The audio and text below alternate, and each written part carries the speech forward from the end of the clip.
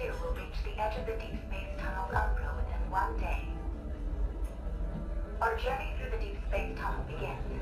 Destination is in the Orion arm of the Milky Way. Once the home of humanity, Earth.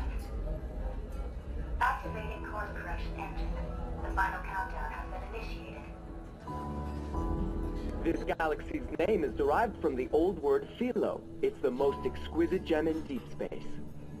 Philos. Humanity remains shackled to time. Fortunately, there are other lives in this boundless, starry sea. Tonight's weather, clear sky with winds around 7 miles an hour. Everything is serene inside the deep space tunnel. Good night, Lincoln City. May you rest in the Milky Way's embrace, drifting in long and happy dreams.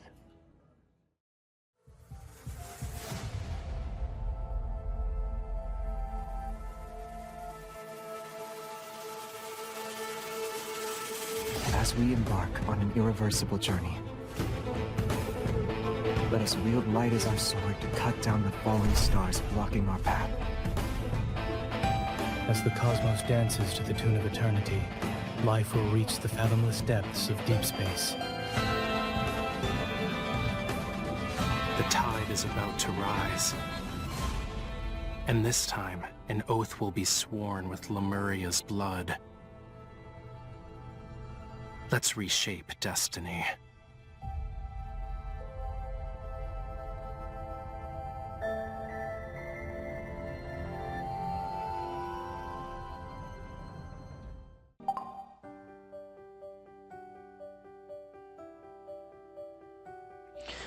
Passing by.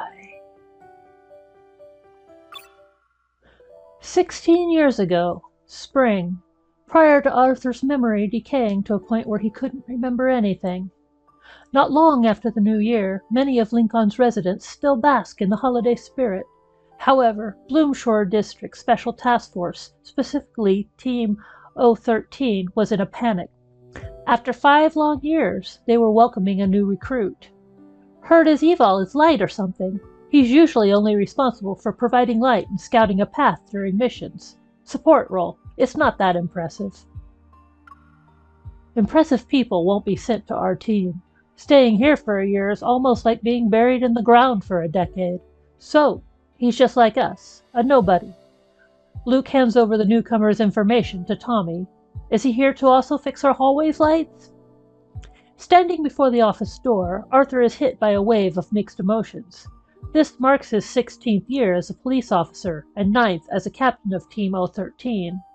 In his younger days, his passion led him to numerous accomplishments, but a severe injury from a high-risk mission 5 years ago significantly diminished his mobility. Having recovered since then, Arthur did some mental calculations.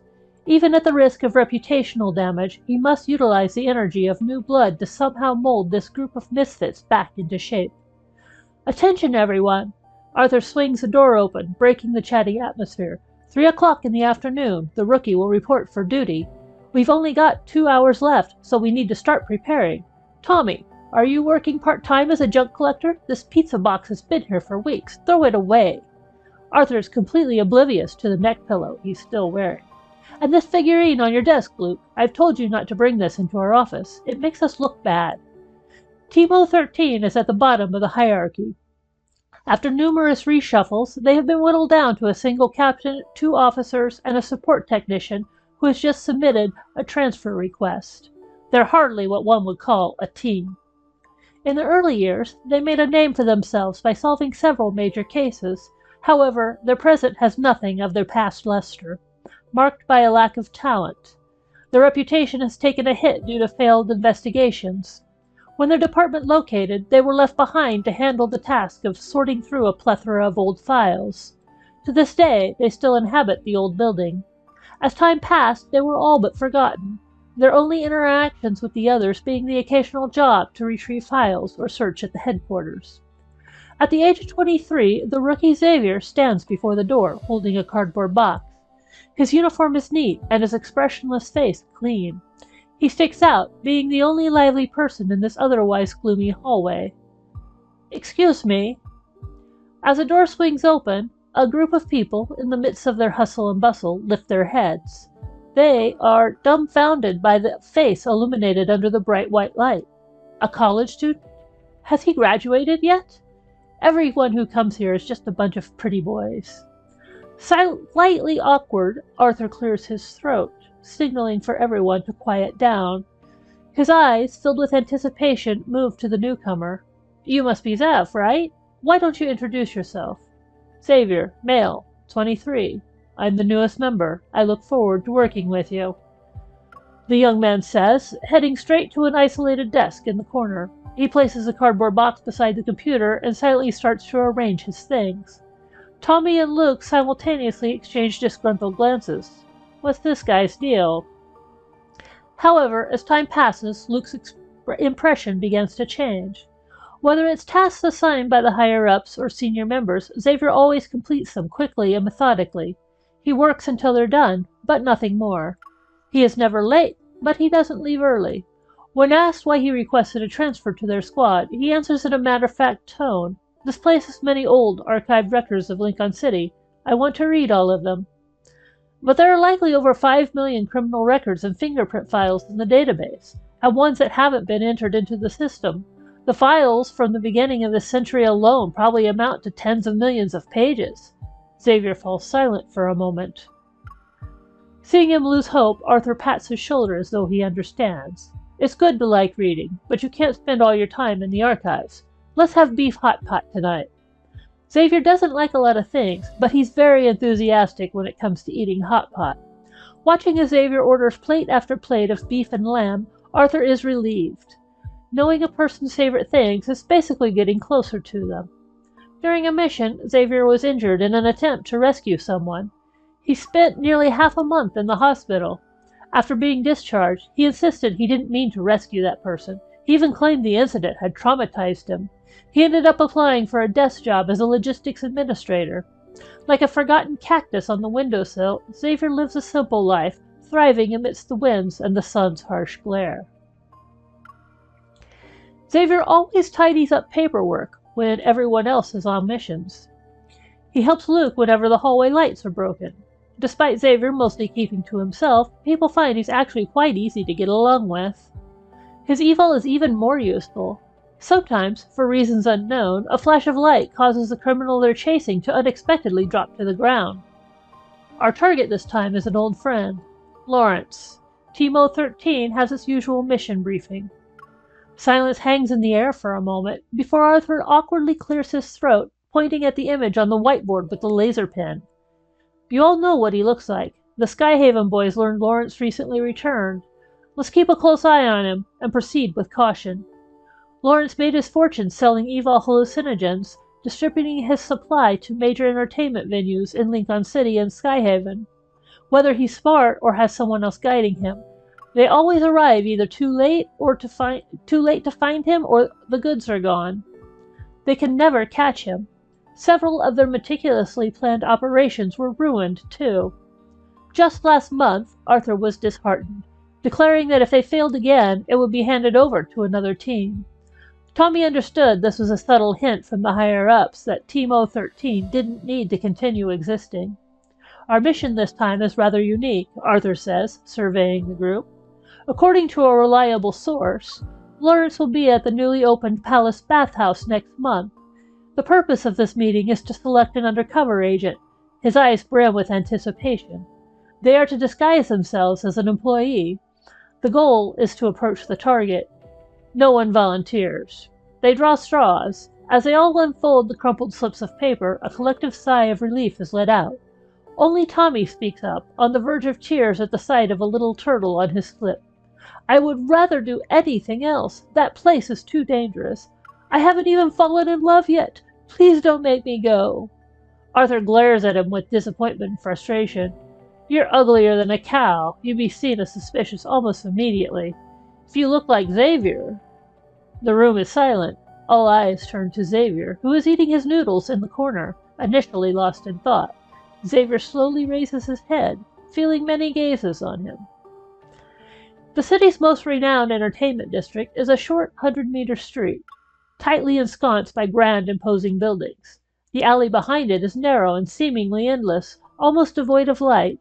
Here, those with shady businesses gather, their intentions silently understood. Deep in the night, a group of men in leopard print shirts and gleaming black shoes saunter on the pavement, spewing alcohol-laden obscenities. Streetlights illuminate job flyers plastered onto the walls, phone numbers mostly torn off. Among the group, a lanky young man with silver hair can be spotted in the distance. In a denim shirt and jeans, he leans against a lamppost, engrossed in the music from his headphones. A middle-aged man, cigarette hanging from his lips, approaches and sizes up the young man engrossed in his phone. High school student? College. Ah, an adult. What brings you here? The young man removes his headphones. I'm looking to make some quick cash. Do you know how? Wayne leads Xavier into a private room on the top floor of the palace bathhouse. As he pushes open the door, a middle-aged man in his 40s is seated in the farthest corner, pouring tea at a mahogany long table. This is the man in charge, Roman. Hello, Roman, Xavier says, following Wayne's lead in greeting. I'm Bob. Roman, looking like he's had a long stay in the underworld, scrutinizes Xavier. His gaze lingers. Just as Xavier begins to worry his identity might be exposed, that it's time to do Plan B, the man abruptly stands. He pulls a book from the shelf behind him, flipping through the pages. Your name is too plain. It doesn't suit our palace, Roman says. He looks at Xavier. Christian. We'll call you Christian. The palace has only been open for a month, staffed by young people around the same age as Xavier. After receiving his uniform and work badge, Xavier promptly completes his onboarding. The moment he finishes, his supervisor urges him to clock in. Where's Alexander? The supervisor anxiously scans the area. What? A stomachache? Then who will go to Fontainebleau? The Roman said he wanted to go show this batch to Lawrence. Xavier willingly raises his hand. I can go, sir. You're the newcomer, aren't you? The supervisor sizes up the young man. Realizing he doesn't have a better solution at the moment, he nods. Lawrence is here to discuss business with our boss today, so mind your words. The supervisor, watching Xavier leave, mutters to himself. Such a handsome fellow. It's a pity he's dealing with this. Xavier arrives at the private room, Fontainebleau. The 2 bodyguards stand at the door, only allowing him to enter after a thorough search. As Xavier steps inside, a client is already lying on the massage bed. He pushes the tool cart to the side of the bed, simultaneously retrieving the essential oil and slipping on gloves. Hello, is this your first time here? Could I interest you in a membership? Hands press onto the man's spine. 3rd vertebra, 5th. By the time they reach the 7th, a strong pressure causes Lawrence to almost scream from the pain. As he tries to lift his head, he realizes he's being held down. He can't move. Where's your supply? Who are you? Lawrence gasped. Let go! Let go of me! Help! Ouch! Someone breaks through the door, and a group of guards instantly appear at the entrance. Xavier looks at them and releases Lawrence. Don't you know whose turf this is? Lawrence snatches a gun from one of his men. The others also raise their weapons, all pointed at Xavier. He slowly removes his gloves, leaving everyone unsure of his next move. For a moment, no one moves. Without even seeing Xavier move, some of the men are knocked down by a sudden burst of light. The young man holds a sword seemingly forged from moonlight itself. By the time Lawrence comes back to his senses, all of the men around him have been taken down. Xavier walks up to the man, kicks him, and then uses a sword to lift his chin. Can we talk? By the time Luke arrives as backup, Xavier stands alone amidst a circle of fallen bodyguards. In the corner, Lawrence is tied up with bedsheets, his neck at an odd angle. Xavier, did you take out everyone in this room? No. Xavier walks down the corridor, pulling Luke by his collar. They ran into my sword. Message received, requesting backup. Xavier walks for a bit, then stops. Luke follows Xavier's gaze. A flood of men in black suits spills out of the elevator. I'm not very strong, so you'll have to do the fighting, Xavier says. All Luke knows is that the grip on his collar loosens, and then he's tossed out of the hallway. You didn't look like you were using— Ah! Half a month later, at the commendation ceremony, Luke scratches his head. Under the fervent gaze of his fellow officers, he steps onto the stage to speak. I'm not quite sure what happened myself.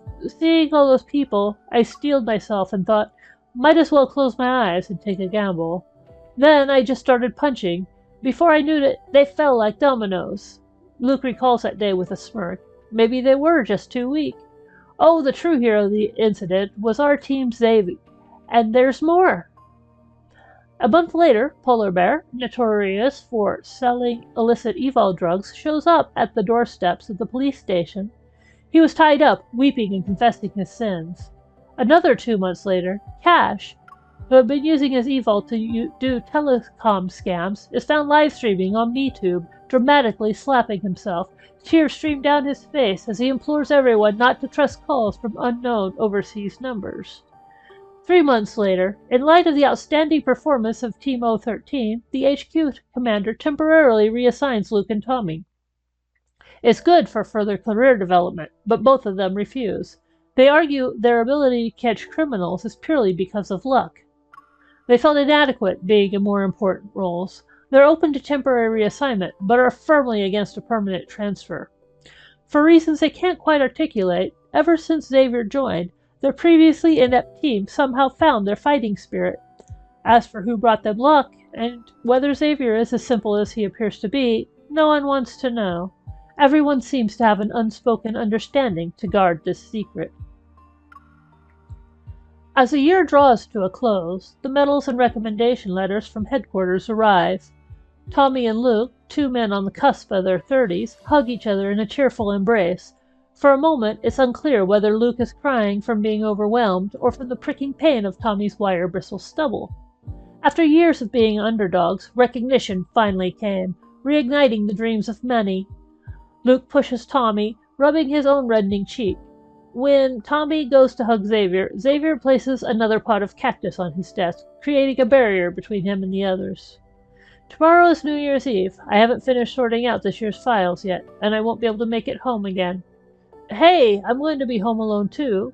Someone's going to have to keep watch here. How about we do this together? Xavier, will you be here tomorrow? Seeing Xavier about to shake his head, Luke quickly adds, there's plenty of meat. You can eat as much as you want. Okay. On the promised day, cloaked in the veil of night, Xavier walks back to the police station alone. Outside, the sound of firecrackers echoes. Inside, the break room buzzes with warmth and growing merriment. At the heart of the table is a hot pot. Luke has brought freshly wrapped dumplings from home, sparking a debate with Tommy about whether pork-filled or sea-filled dumplings taste better. Arthur calls out to Xavier, "Why are you standing there? Come in and help put up the paper cuttings while the food cooks." Once the dumplings are eaten, snow begins to fall again. The room is very warm, prompting Xavier to step outside for some fresh air. Not long after, Arthur follows him, handing him a can of beer while lighting up a cigarette. Last month, while doing inventory, I found a file missing from the archive, he says, exhaling a smoke ring without glancing at Xavier. SD 19940122, an event that happened decades ago. The involved party is long gone, and the office gave up looking into it. I wonder who still cares about this case. Xavier watches him in silence, patiently waiting for what will be said next. I immediately requested for your personal files from HQ. They were impeccable. Even during your time here, your actions have been anything but disappointing. There was a match in the portrait database. I found this. Arthur turns to Xavier, handing him a picture. In the faded yellowed photograph are the traces of a man with silver hair. His figure is tall, slender. All that remains is a blurry white silhouette. Everyone has secrets, he chuckles, exhaling a ring of smoke. The older we are, the less expectations we have for the new year. Regardless of our days, life continues in its steady, monotonous flow. We hope you choose to stay. Through the floor-to-ceiling window, a group of people can be seen mimicking the TV anchor's lively dance, exclaiming, "Happy New Year!" Xavier sighs, wondering if these people are truly capable of being a competent team. He lifts his head, staring at the New Year's fireworks that burst at the stroke of midnight above 1,000 high-rise buildings. It's time for him to leave. 2 days after Link on New Year's Day, the streets remain eerily deserted. Xavier slips the missing file into the mailbox downstairs, then proceeds to feed the stray cats nearby before climbing up the stairs to his apartment. During the time it takes for rice to heat up, Xavier steals a glance at his phone. Finally, after 24 hours, he finally receives a response to the message he sent last night. "Aren't you going to ask what I'm doing with this?" Xavier had told him to come to his house to pick up the file. "That's your business." There's silence on the other end. The typing indicator appears and disappears, again and again. Xavier stares at his phone, waiting. It's not until the microwave dings, signaling his food is ready, that the message is sent. "I want to use this for a new identity. I just want to be an ordinary person in this timeline." "Are you still there? Do you think it's funny? I don't blame you, though. I agree. I was heating up some food." Is it that Earth junk food with absolutely zero nutritional value again? I don't get why you like it. Their convenience stores can't even be bothered to change the flavor of their chicken cutlet rice bowls. And what about you? You mentioned how you're not acclimated to the climate, and you're not fond of the food, but you fell in love with someone here. There's nothing wrong with that. Enough about me. Are you really going to wait for that person? Yeah. How long are you going to wait? 10? 100? 1,000 years? Something messed with the slip space during the backtrack. The spaceship couldn't handle the deep space tunnel fluctuations. Both she and the ether core vanished without a trace. For all we know, they might already be cosmic dust. I know. Even if you press on, you're not going to get the outcome you're hoping for. Suddenly, the deafening sound of fireworks resounds outside. Xavier looks into the night. Some windows are adorned with festive decorations for the new year. The soft outline of these decorations, bathed in a soft yellow glow, paints a picture of safety and warmth as silhouettes move within. Xavier walks to the door and activates the intercom's visual screen, revealing the figure of a young man. He presses a button. It's in the mailbox. Take it and go. The young man is startled. He looks from left to right before he composes himself. He focuses on the camera. Goodbye. Wait, I have something to say. With a certain resolution set in his heart, he stares at his former friend on the other side of the screen. Be careful. They're going to find you. Lingering in one place for too long always leaves noticeable traces. Xavier has certainly thought about this. Over the years, he has walked many paths, only to realize that there is no real difference between them. Despite their inevitable end, these paths are still worth treading. The fire blazes with such intensity that it leaves no chance for survival. Everything burns, leaving nothing behind. He decides to die in this fire. Xavier turns his gaze to the abandoned factory, which appears much like a military base. The criminal chose a good place to hide. He drags the unconscious man onto the snow, retraces his steps, and discards the man's identification and baton in a corner. The signs of a struggle have been set.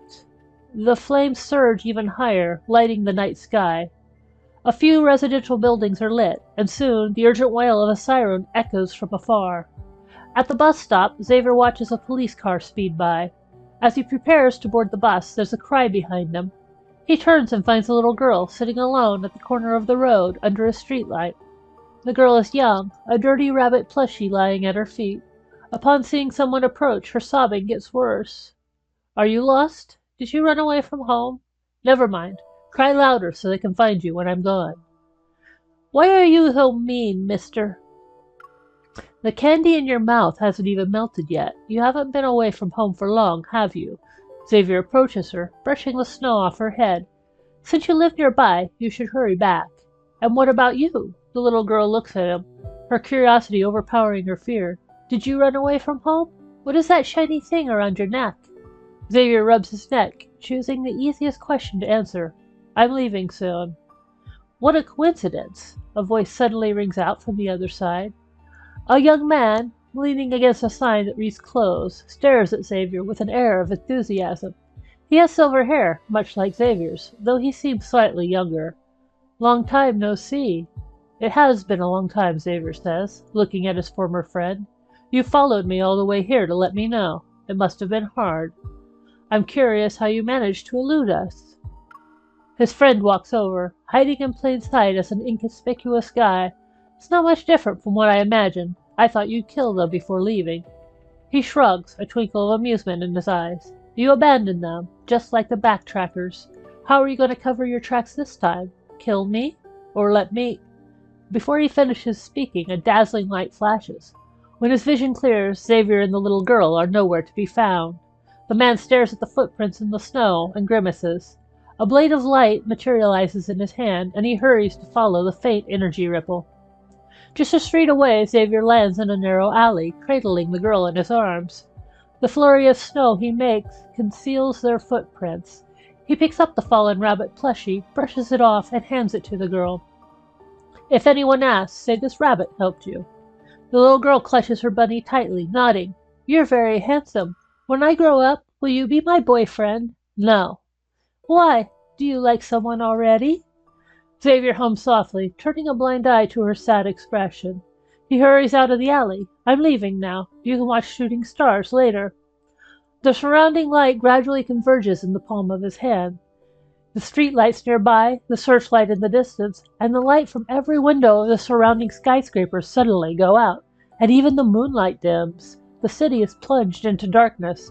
The sound of footsteps stops, then draws closer. Xavier opens his eyes, but he doesn't turn to face the person behind him. Instead, he gazes at the sky. You've never managed to beat me in the past. Things are different. Besides, the teachers at the academy will only teach the best of the best. It's too dark, so much so that the young man named Isaiah can barely make out Xavier's silhouette. His position can only be discerned through the sound of his voice. You can guess how I'll erase our traces. Suddenly, the darkened sky illuminates. Radiant light engulfs the two. Clusters of light streak across the sky like countless shooting stars, each shining brightly. The light bathes the city hall, illuminating every tree lining the streets, and in an instant, the entire city is as bright as day. Sweetheart, what are you doing here? You had me worried sick. The girl holds her breath, clutching the rabbit plushie in her arms tightly and staring at the sky. A young woman, tears streaming down her face, hugs her. The girl's eyes light up with excitement as she exclaims, Mom, a very handsome guy saved me. Arthur is jolted awake by an urgent phone call. An explosion has occurred at an abandoned factory in the southern part of Lincoln City, where strong traces of evil have been detected. An anonymous tip claims to have spotted the silhouette of the S-rank fugitive Greyhawk. By the time he arrives at the scene, the factory, enveloped in raging flames, has been burnt to a crisp. As for Greyhawk, he is currently lying shivering in the snow, on the verge of being frozen to death. Arthur has a bad feeling about this. Turning to his colleague, who arrived earlier than him, he asks, What happened? What's that guy from your team called? Silver hair, kinda young, doesn't smile much, keeps to himself? The officer ponders for a moment. Xavier? Arthur nods, a sense of foreboding creeping into his heart. He was trapped inside. His colleague's voice suddenly falls to a whisper, his gaze fixed on the raging fire. He couldn't get out. The entire city is blanketed in pristine silver, devoid of any sound. The heavy snowfall ceased by dawn, leaving only sporadic snowflakes to flutter onto Xavier's face. The fresh, crisp snow crunches under his boots, each step becoming more heavy than the last. By the time he reaches his home, he can only lean against the wall and slowly sink to the ground. After such a long journey, it's time for a good night's sleep. During that winter, everyone talked not only about New Year's resolutions, but also about the shooting stars that suddenly appeared after the abrupt plunge into darkness. Some speculated it was an explosion of a neutron star millions of light years away. Others suggested it was a reconnaissance aircraft from a neighboring country being destroyed, or a new type of biological weapon. A day later, a team conducts a thorough search of the factory. Eventually, in an abandoned partition on the third floor, they find a police gun designated ST-1101 and some remaining identification documents. Xavier, 23, served in the Bloomshore Special Task Force of Lincoln City. In the winter of 2033, he honorably sacrificed himself during his solo mission to apprehend the wanted criminal Greyhawk. In the year 2045, spring arrives. The day before New Year's Eve, Xavier finds himself in a cemetery on the city outskirts. Despite the passage of time, the disaster from 11 years ago failed to ravage this place. The sun, however, has bleached the granite tombstones white, and the details of the deceased have been obscured by grass and blossoms. But in line with the Special Task Force's customary confidentiality, the tombs bear no pictures or names, only birth and death years and a string of special police numbers. Initially, Xavier only remembered ST-1101. As the years passed, many people appeared. Some were old friends, while others were strangers. Some he had spoken to, and others he had merely encountered once before. He didn't visit often, but whenever he did, there were always flowers placed on the grave. He remembers the month just after his death. The turnout at his funeral was not large, yet inexplicably everyone was crying. Luke, removing his glasses, was sobbing, snot running down his nose. Tommy, embracing Arthur, wailed loudly. Even Arthur subtly wiped the corner of his reddened eyes, though he turned his head away. It's a peculiar feeling, as if part of his life is buried beneath the tombstone, despite it being empty.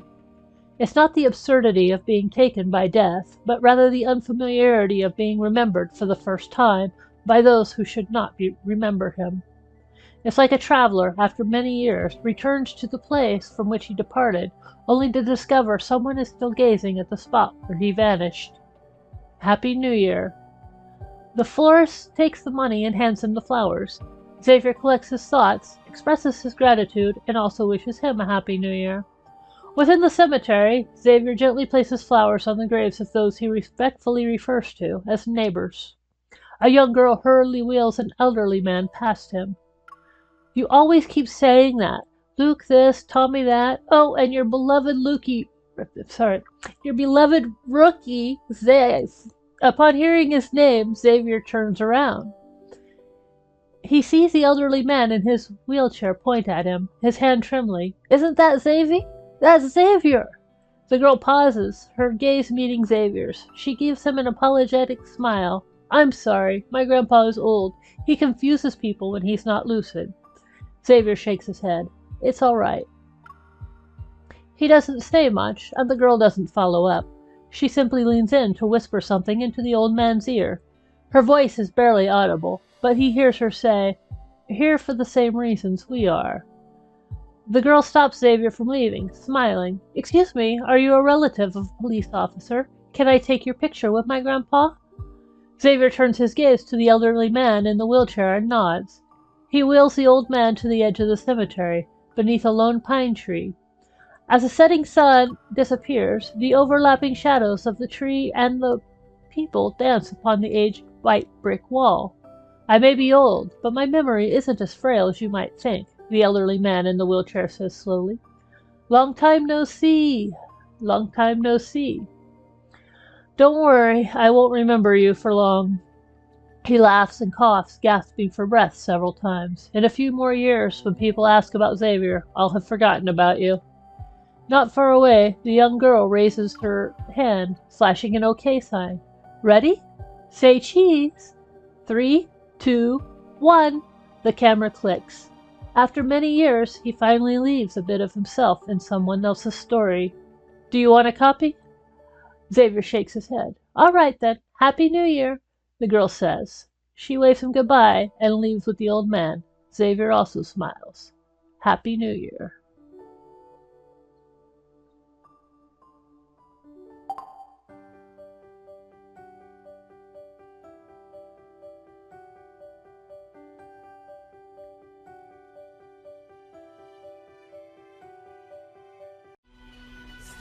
Signal